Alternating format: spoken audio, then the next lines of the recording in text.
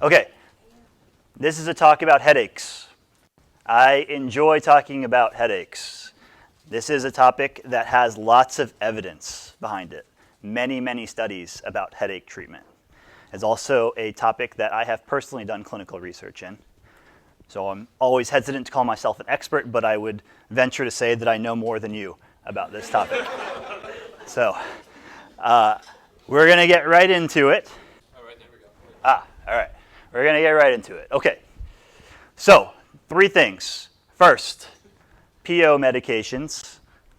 Second, IV medications. And then third, fancy shit, basically meaning things that are sort of not very evidence-based treatments for headaches, but things that somebody might suggest in a refractory case. When I tell you about these medications, you need to know who these apply to. So this is an emergency medicine lecture. So these are cases that you would see in the emergency department, medications that you would use in the emergency department. But in particular, I'm talking about acute primary headaches. When I say acute, there are a whole other class of medications used to prevent chronic headaches. That's not what this is about. I'm talking about someone comes into the ER with a headache, and what are you going to give them? And then I'm specifically talking about primary headaches. And when I say primary headaches, I really mean two of these three things.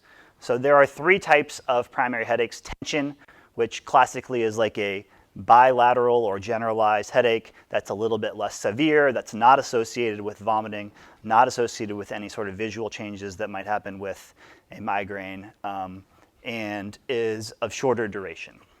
Migraine is more often unilateral, more often associated with nausea, vomiting, may have some sort of visual changes or other neurologic type symptoms. The one that is completely different, that is not what this lecture is about, are the cluster headaches. Cluster headaches have their own specific treatments, which include things like oxygen and triptans. We rarely diagnose cluster headaches in the emergency department, and that's really a whole separate talk. But what I'm going to talk about today, you can use for all the other primary headaches, or basically headaches unspecified. But what you don't use these medications for are secondary headaches. What is a secondary headache? It means you have a headache because you have a subarachnoid hemorrhage. The medicines that I'm going to talk about today don't work for that. Just treat subarachnoid hemorrhage like someone who has bad pain from something else. Meningitis. Medicines I'm talking about today are not specifically for meningitis. Certainly, like the basic things like NSAIDs and acetaminophen, sure, you could use that in meningitis. But the headache-specific medicines are not for that. Basically anything where the headache is a secondary part of the syndrome. Another good example, influenza. These are not specifically for those. We're talking about primary headaches where there's no other thing going on. It turns out that you can use these medicines regardless of whether or not someone has a migraine. Some people like to say that they have a migraine cocktail. I recommend that you change that and call it a headache cocktail. Why? Because it turns out that if you give the medicines that I'm telling you to any non-specified primary headache, whether or not it meets the criteria for migraine or tension, they work. And frankly, I've never seen an emergency physician say, oh, this meets criteria for migraine, and then specifically tailors their treatment based on that. They just say, this is a headache that doesn't seem that severe. And so I'm going to give them a headache cocktail. So I would switch from migraine cocktail to headache cocktail as the terminology. Okay, so let's pick on somebody before we get into this. I got Alex here who's going to record all of the medications that you say. So I want you to go through and tell me all the medications you could think of, oral, IV, or other treatments that you might give for a headache in the emergency department. So any PO or IV? PO, IV, or other.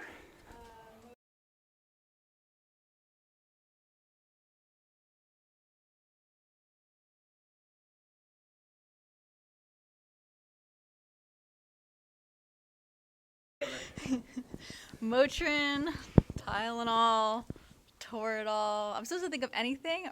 Any medicine that you might use to treat a headache in the emergency department. A headache, not a migraine.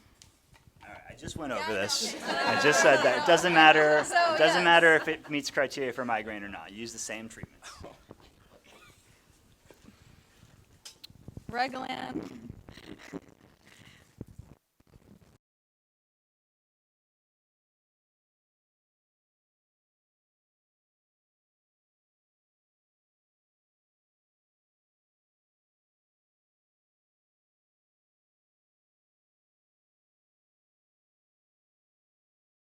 A lot of people will give fluids. Okay.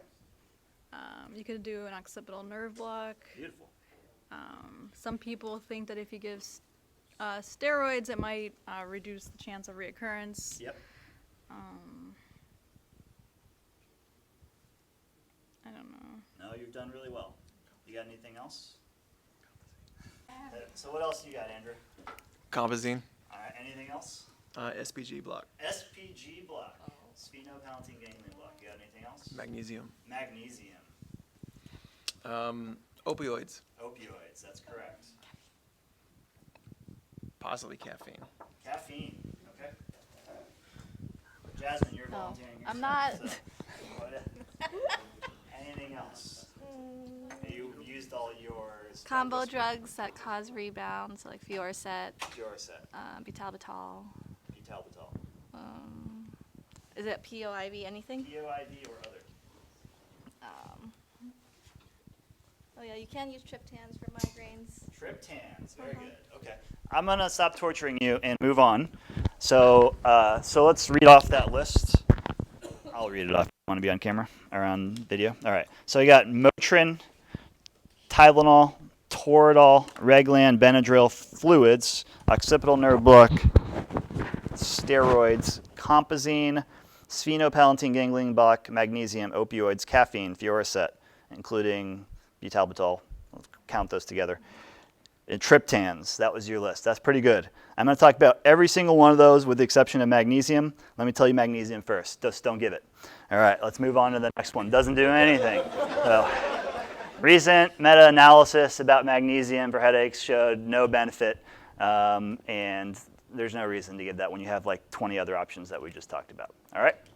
So, oral medicines. We start with good old acetaminophen. Does acetaminophen work for a headache? Yeah, of course it works for a headache. It's better than placebo, and it has very few side effects. It's going to be your go-to oral medicine in a pregnant woman for a headache. But the reality is that acetaminophen is not as effective as other options, and in particular, it's not as effective as NSAIDs. And so it is not my first-line oral medicine for all cases. What is my first-line oral medicine for all cases? If you had to pick a class, it would be NSAIDs. So NSAIDs, as I just mentioned, are better than acetaminophen, and they turn out to be about as good as any of the other more fancy medicines that we'll talk about shortly. So when I say NSAIDs, though, you say, which NSAID in particular should you use? And unfortunately, there's not a lot of trials comparing one NSAID to another for a headache. And so I don't really know the answer to that question. My personal practice is to use ibuprofen or naproxen. Those are the two that I choose. And I choose them based upon a number of things. Number one, if you look at the side effects, naproxen has a little bit more GI toxicity. Ibuprofen theoretically has a little bit more cardiovascular toxicity. So if someone has a history of gastritis, I may be more likely to give them a low-dose ibuprofen. If they have some sort of cardiovascular risk factor, or if they're taking some other chronic aspirin or something like that, then I may be more likely to give them naproxen. So what dose should you use? Good thing we just had Journal Club on this. So you know that if you're going to prescribe ibuprofen for long-term use, the most evidence-based dose is 400 of ibuprofen.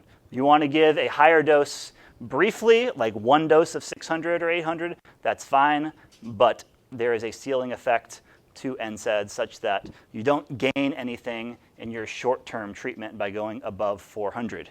Naproxen, The dose is a little bit less clear. There's not those studies that look at exactly where that therapeutic ceiling is. It's probably too much, though, to give them the 500 that some people give. So it's somewhere in the 250 to 375 range where you meet a therapeutic ceiling.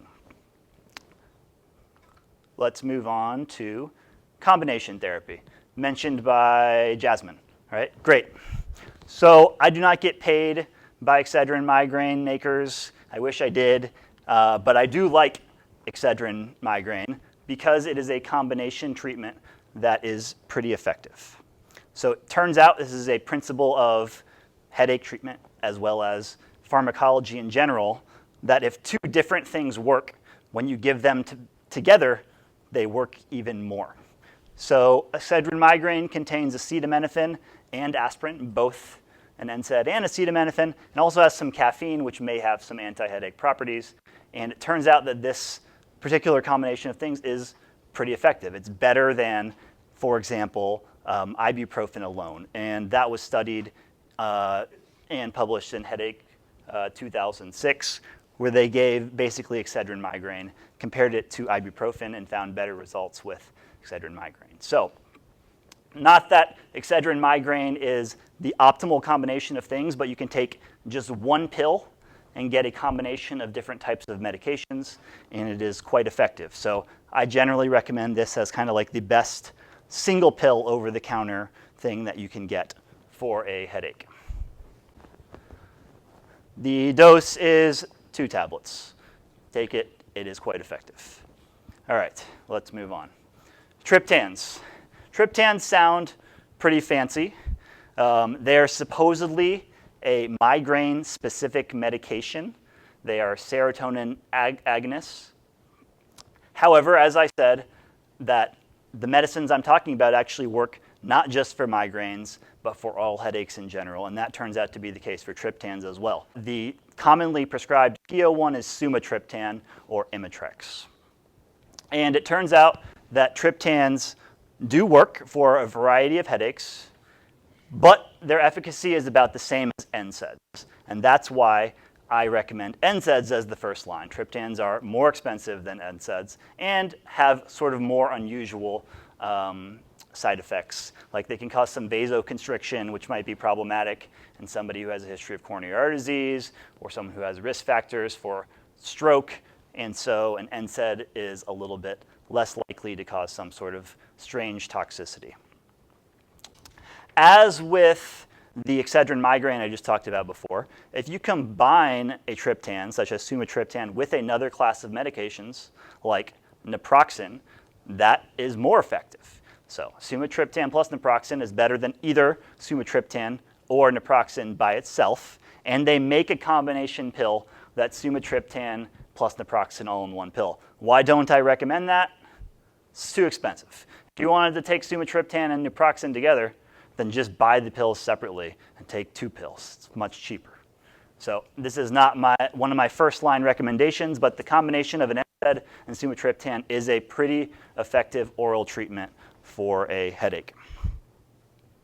So we talk about dopamine antagonists next, and these are medicines that you will use lots intravenously. Dopamine antagonists include metoclopramide, that's Reglan, prochlorperazine, that's Compazine, chlorpromazine, that's Thorazine. We don't use this one as much as we used to because we've switched more to Reglan and Compazine. But all 3 are known medicines for headache. However, orally, by themselves, they're not actually very well studied. We know for sure that they work in the IV route, and we're going to talk about that when we get to the IV section.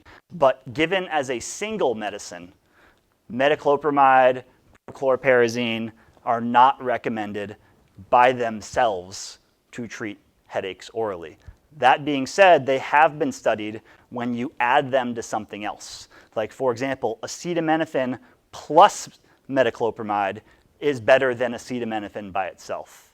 But we don't know if metoclopramide by itself is really an effective headache medicine when given orally. So my recommendation is not to give somebody metoclopramide or prochlorperazine as a single agent orally, but if you want to write them a prescription for metoclopramide or prochlorperazine to take in addition to an NSAID or acetaminophen, that is a reasonable and evidence-based strategy.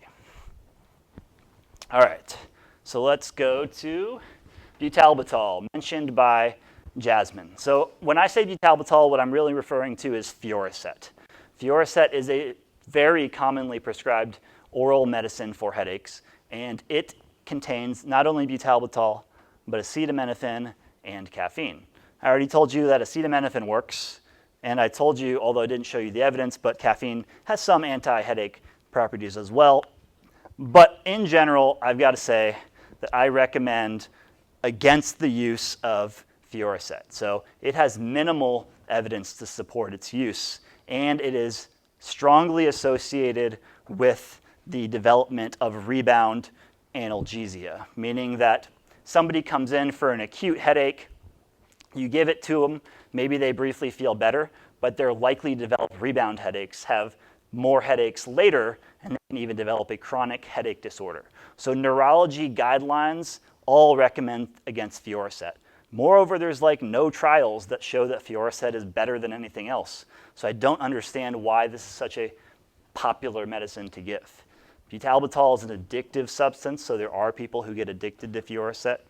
And in general, this is a treatment that has lots of downsides and minimal evidence to support its use. So have I ever written for Fioricet? I have, but that's only if I've tried a whole bunch of other things or the patient has tried a whole bunch of other things without success. Questions about that? Okay, then to summarize with regards to oral medicines, the first line treatment, if you wanted to pick a class, would be NSAIDs. However, no reason to stick to just one class, because if you combine classes, you're going to get better effect. So feel free to mix acetaminophen with an NSAID, or a antidopaminergic like prochlorperazine or metoclopramide with an NSAID, or sumatriptan. And if the patient has a contraindication to NSAIDs, then take acetaminophen and add it to prochlorperazine or sumatriptan, and any combination of these things. Again, one class of drug, that's probably the best NSAIDs, but all of these have potential benefit, and combining them will get you better treatment than just using one by itself. We're going to move on to IV medicines, which is primarily what we do in the emergency department for headaches. Before I tell you what you should use, I will briefly tell you what you should not use, and that's opioids. Have I ever used an opioid for a headache? Yeah, I have. But you should be very, very wary of doing so. First reason is that opioids simply aren't as good as some of the other things that I'm going to tell you about. So there was a very good study that actually came out in Neurology 2017, and it compared prochlorperazine to hydromorphone. The big D, Dilaudid, works for everything, right? Well, for headaches, it turns out that prochlorperazine is better than hydromorphone. That's what that study showed. So there is no good reason to use an opioid as your first line treatment because it doesn't work as well as some of the other treatments. Second of all, opioids, just like butalbital and Fioricet, is associated with rebound headaches. If you want somebody to have recurrence of their headache after briefly feeling better and possibly develop a chronic headache disorder, go ahead and give them opioids. But if you don't want that to happen to the patient, I recommend that you don't give them opioids. And in fact, there was a study that was published in Cephalalgia in 2015, and it found that when patients were given opioids as their first-line treatment for a headache in the emergency department, they were more likely to come back to the emergency department within the same week for another headache. Maybe because they just loved that Dilaudid that they got, they wanted to get more, and then they came back. So opioids in some are not as good as the other options, may lead to rebound headaches, and as you already know, are addictive and therefore should be used sparingly. All right, metoclopramide and prochlorperazine, aka Reglan and Compazine. These are the two first-line medicines for primary headaches in the emergency department. when given intravenously. If you give one of these two, you are following the guidelines, you are following the evidence-based medicine. They are consistently better than other types of classes. There's a whole bunch of studies on this, just to give you a couple examples. In Annals of Emergency Medicine in 2013, IV ketorolac was compared to IV metoclopramide for headaches in the emergency department, and metoclopramide resulted in better pain relief. Another example, Annals of Emergency Medicine, 2009, prochlorperazine versus sumatriptan for migraines in the emergency department. Prochlorperazine was better. And you can do this all day. There's like 50 studies like this. Every single time one of these two medicines is compared to other classes of medicines, they are better. I'll tell you one exception shortly. But the question is then, you can't order metoclopramide / prochlorperazine. You got to choose one. So which one should you choose? And I am going to argue for you that you should choose prochlorperazine. So why am I going to tell you that? These two drugs have been compared in head-to-head trials 3 times. The first trial was from Annals of Emergency Medicine, 1995. Prochlorperazine versus metoclopramide. 10 milligrams of prochlorperazine versus 10 milligrams of metoclopramide, and prochlorperazine had more pain reduction and more nausea reduction. Statistically significant, better outcomes with prochlorperazine. They were later compared in a study that was published in Annals of Emergency Medicine in 2008. In that study, prochlorperazine 10 milligrams was compared to metoclopramide 20 milligrams. I don't know why they used different doses, but when they did that, there was no statistically significant difference. So one trial where they used the same dose showed better evidence for prochlorperazine. Another trial where they used a higher dose of metoclopramide compared to prochlorperazine showed no statistically significant difference. And a third trial, which I didn't have space to compare, used for some reason 10 milligrams IM prochlorperazine versus metoclopramide. And in that trial, prochlorperazine had statistically significant better pain reduction.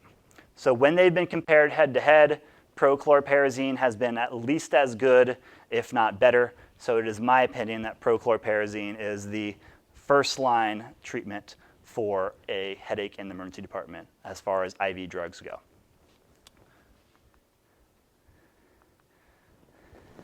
So, side note, ondansetron, I see some people writing ondansetron or Zofran for patients with headaches.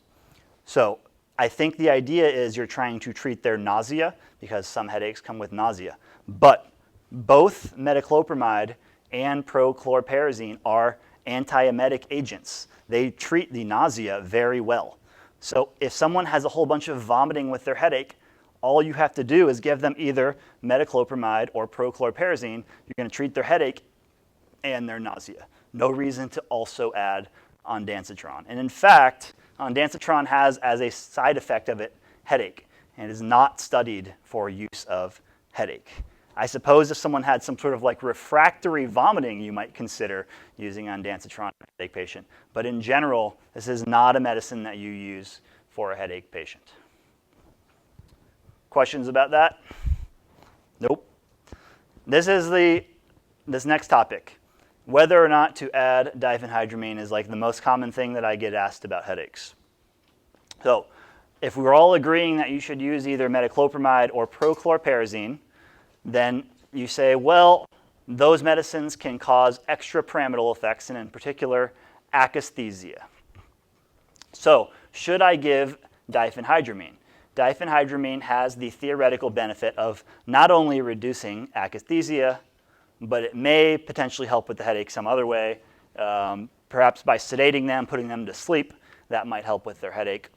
And so this makes sense to give diphenhydramine as far as logic goes. As far as the evidence goes, it's meh. It's not clear. So let me tell you, though, why I do recommend diphenhydramine. So, in Annals of Emergency Medicine, 2016, there was a study published that looked at adding diphenhydramine to metoclopramide. So the patients received either metoclopramide with diphenhydramine or metoclopramide without diphenhydramine. They found no reduction in akathisia, and they found no benefit with regards to headache pain scores. So they did not have more of a reduction in headache pain scores when they received diphenhydramine. However, in this study, metoclopramide was given as a 15-minute slow drip. And so when you give metoclopramide like that, very few patients, if any, get akathisia. Well, how do we give it at our hospital? Anybody know? Yeah, we give it as, it's supposed to be a 2-minute slow push, although I gotta say, I've seen more like a 2-second fast push. Okay, and if you give metoclopramide or prochlorperazine in that fashion, you will get a substantial amount of akathisia. And so it turns out that there was another study, and that one was published in Annals of Emergency Medicine in 2001. And in that study, they gave diphenhydramine, or they had prochlorperazine to everybody, and then they gave them either diphenhydramine or placebo.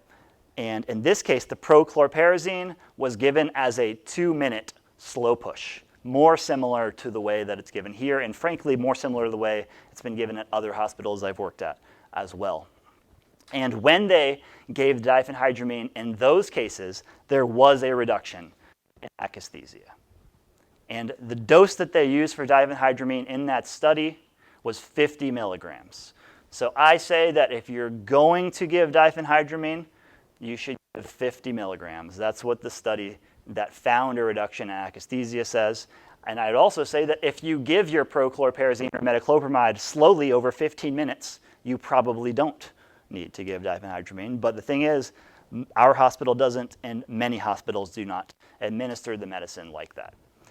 Now, you might actually make another argument based upon these, because I said that the first study I talked about was from metoclopramide, and the second one was about prochlorperazine. So you might also say that there is no evidence that adding diphenhydramine to metoclopramide reduces akathisia, and that is also a correct statement. However, in general, this randomized trials show similar rates of akathisia for prochlorperazine and metoclopramide, despite what some people say based upon their experience. And so I would extrapolate that if diphenhydramine reduces akathisia for a 2-minute push of for prochlorperazine, it probably does the same for metoclopramide, but that has not been studied specifically. Okay, so I give diphenhydramine 50 milligrams when I give prochlorperazine. Questions about that? All right, I told you guys before that the first-line medicines are metoclopramide and prochlorperazine for IV treatment of headaches in the emergency department. But there is a medicine that may be better than those, and that is droperidol. Has anyone used droperidol in this room? This is not one you had on your list, and that's because it's been on national shortage for 8 years or something like that. So you guys have never been practicing doctors when this medicine was in widespread use. However, when it was in use, it was awesome. It was awesome not only for headaches, but it was awesome for chemical sedation. You wanted to sedate somebody, you could use 5 to 10 milligrams of droperidol. It was beautiful. And this drug, droperidol, was compared to prochlorperazine, which I was just telling you was my personal favorite. And in one study, Academic Emergency Medicine 2001, it actually outperformed prochlorperazine for headaches in the emergency department. So this might actually be the best medicine, but you do not have access to it right now. If you decide to give droperidol, the dose is 2.5 milligrams. So the dosing of droperidol is kind of like that of haloperidol, 2.5 to 5 milligrams if you wanted to sedate somebody. For headache, generally 2.5 milligrams. Now, droperidol sounds a lot like haloperidol. They are, in fact, cousins, work on the same receptor. And so we don't have droperidol because we're on national shortage, but you can use haloperidol. And actually, for refractory headaches, this has become my new go-to. So if I give someone prochlorperazine and diphenhydramine, and they don't get better, the second medicine that I reach for is now haloperidol. And that is not based upon strong evidence of haloperidol being studied for headaches, but rather sort of extrapolating that I know droperidol is very good and haloperidol is the closest thing that we have to droperidol. So not a super evidence-based recommendation, but I would say that if you wanted to give haloperidol a shot for headaches, go for it, and I personally do use it. Hopefully you will get it back soon. 2.5, yeah. If I wanted to knock them out and treat their headache, which sometimes like a panicking headache patient, then I'd give them 5. But if they were calm, 2.5. All right. Steroids. Somebody mentioned steroids. Kelly mentioned steroids as part of the headache treatment. Okay, so this is worth talking about. Dexamethasone may reduce headache recurrence. So you don't give dexamethasone to treat the headache at that moment. That doesn't do anything for that. However, headache studies pretty consistently show that after you discharge someone from the ED for a headache, that a bunch of people, even though they felt better briefly in the ED, will have a headache in a couple days, and they may even bounce back for a headache back to the emergency department within the next week. So the idea is that dexamethasone can reduce that recurrence of headache. And there is some, what I consider, weak evidence to support that. And I cited here from BMJ in 2008 a meta-analysis that looked at some small trials that suggested that dexamethasone, in fact, does that. There was, as a side note, a study that was published in Annals of Emergency Medicine just last year that looked at an even longer acting steroid, a depot acting type steroid, and compared it to dexamethasone to see if, hey, if we get less recurrence of headaches with dexamethasone, maybe we'll get even less recurrence of headaches if we give them a longer acting steroid, and that study found no benefit of doing that.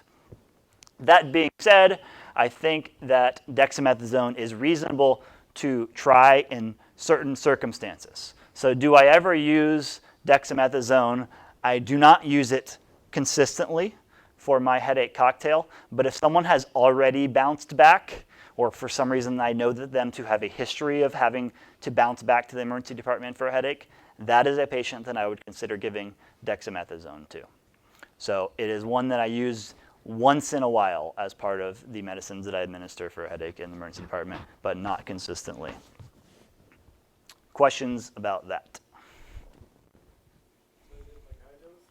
Take 10 milligrams. Give them 10 milligrams. Good question. IV fluids.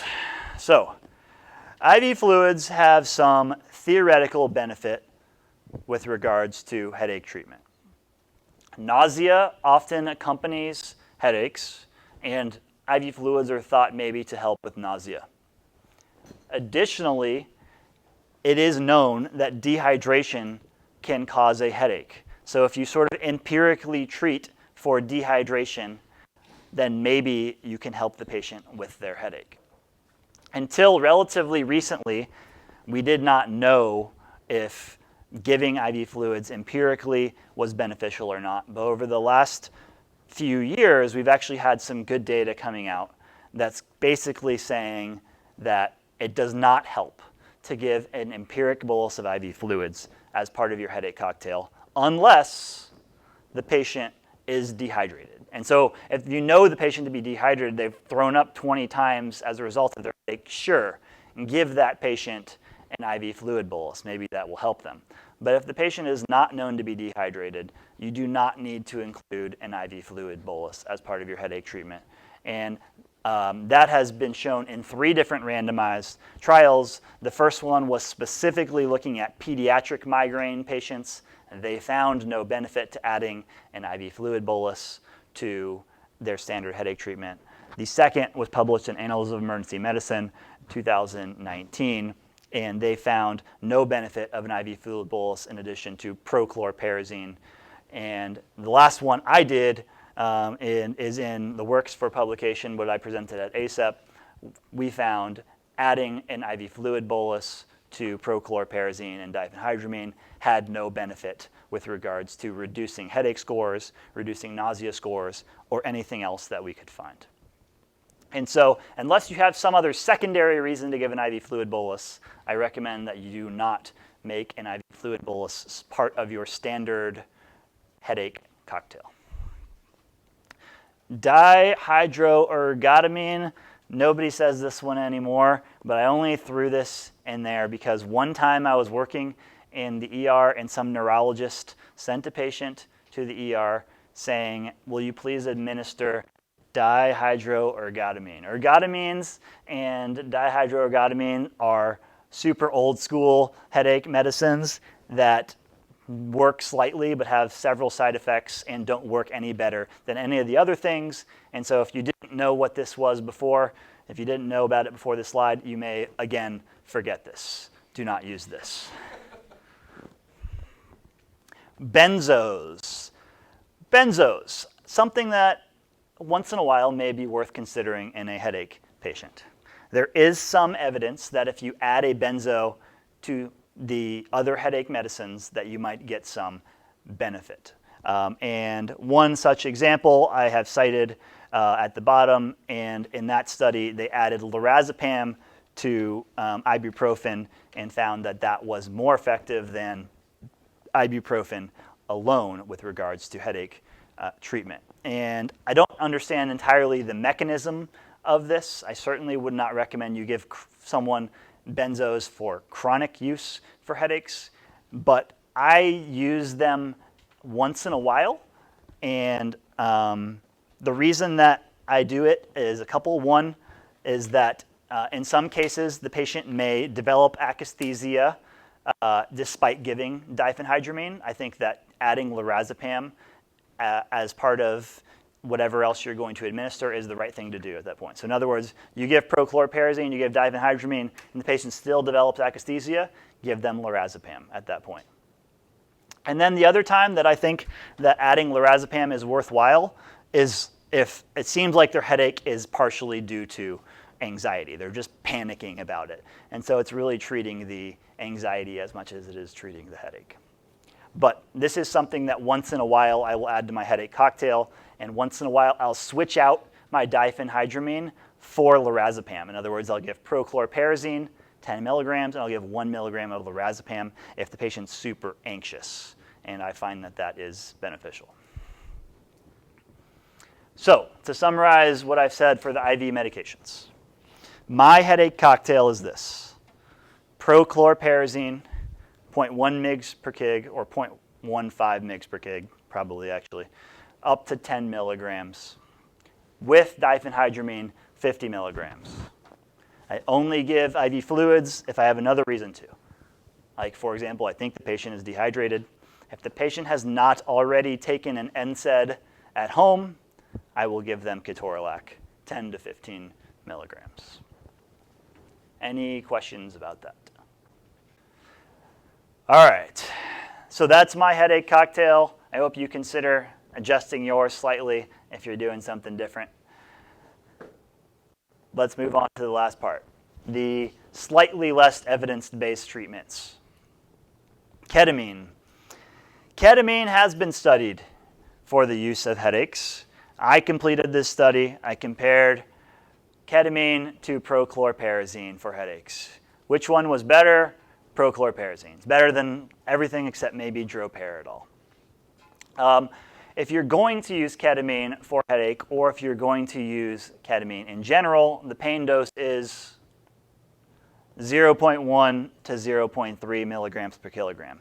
In my experience, having done this study and having used it in other circumstances, if you give the higher end of this, 0.3 milligrams per kilogram, you probably want to give that really slowly, because people will get very high from that dose.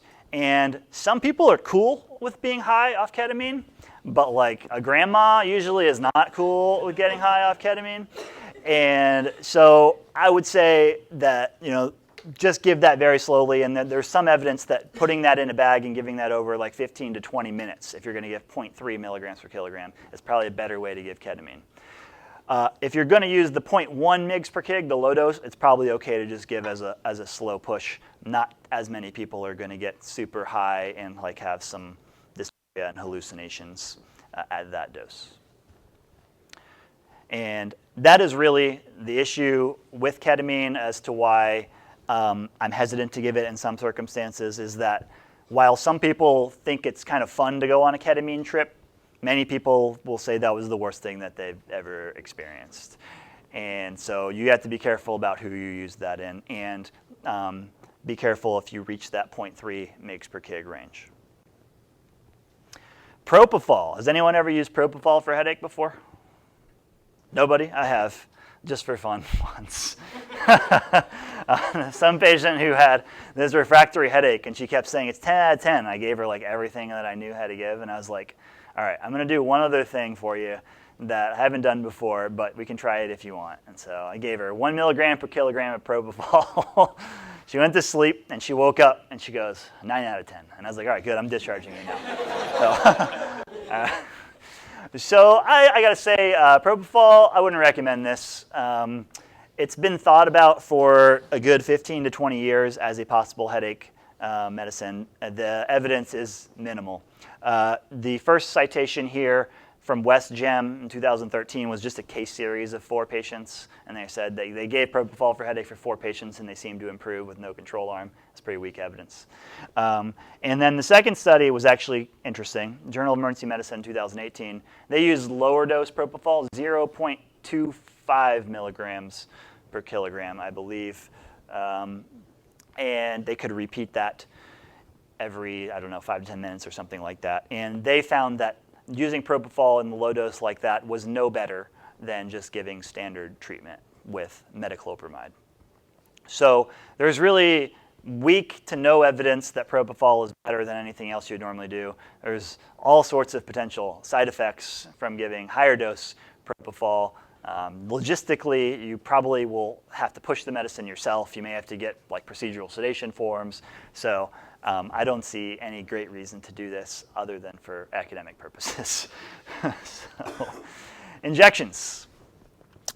There are a number of ways that you can use injections or local lidocaine or bupivacaine or ropivacaine for headaches. One is a paracervical injection. So Larry Mellick, Carla showed a Larry Mellick video earlier. He's a huge proponent of this. You can find tons of YouTube videos about this. He thinks that it works. I don't know. This is the only thing on this list of things that I'm telling you about that I've never once done. I've never done a paracervical injection for a headache. This just doesn't make any sense to me. But I will tell you the evidence. In Annals of Emergency Medicine in 2017, they compared ropivacaine to saline injection to no injection at all. And here's what they found. Both injecting ropivacaine at the base of the neck and injecting saline improved pain compared to doing nothing. But ropivacaine did not improve pain any more than injecting saline.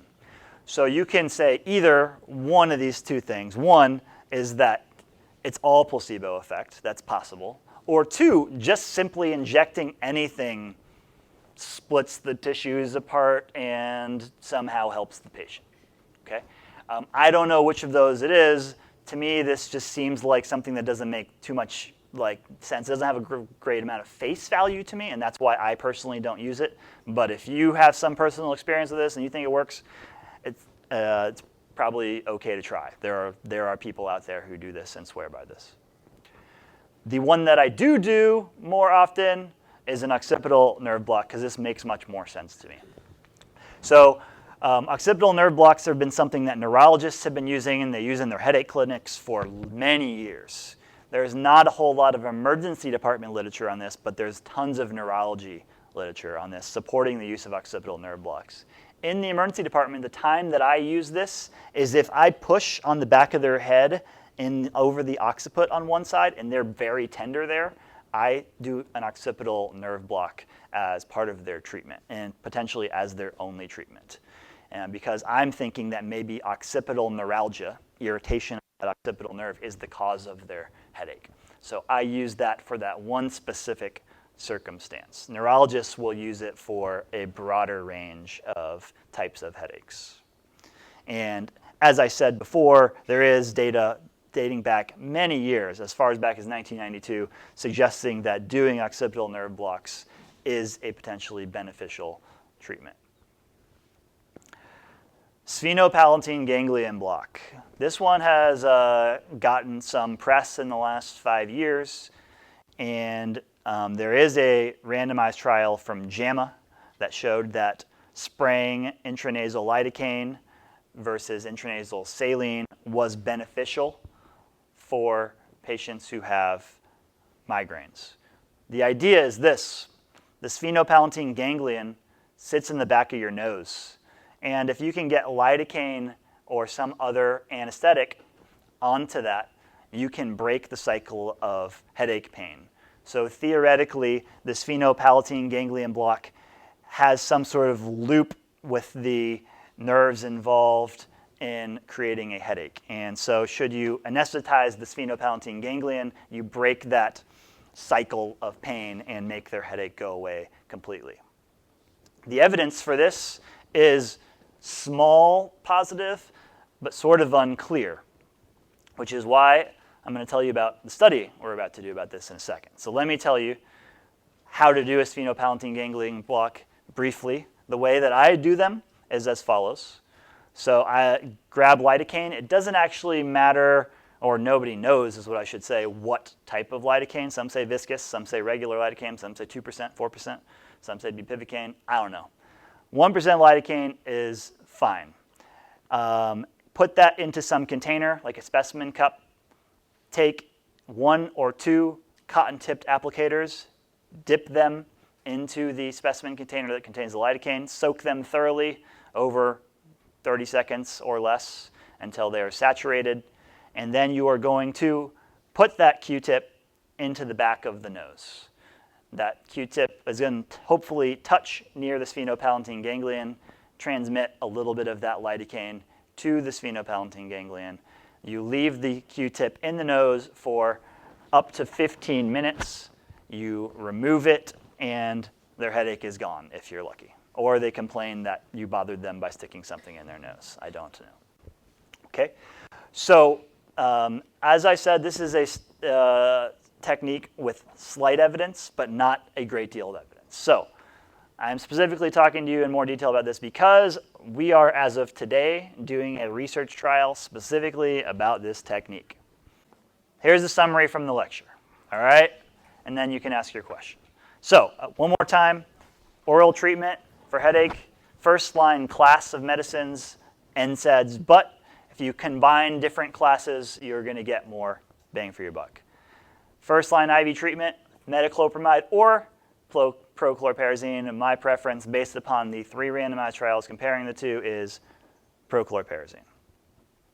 So for refractory cases, based upon the literature from droperidol, my personal choice is haloperidol. That is not super evidence-based and more is experiential and extrapolating from alternative evidence. Local anesthetics, like an occipital nerve block, are a good option, especially if someone has tenderness over the occiput. Sphenopalatine ganglion block, we'll find out if that works at all.